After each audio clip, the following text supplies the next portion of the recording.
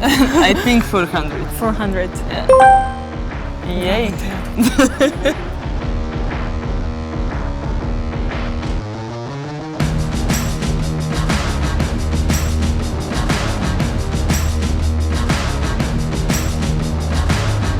Okay, I say 40. Oh, don't listen to me anymore, okay?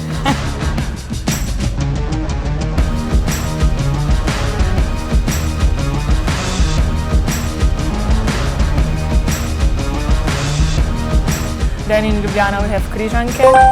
Then we have a church on the way to Ig. Then what else we have? We have Tromostovje. I already named three. It's enough. It's good. Really is, eh? Yes.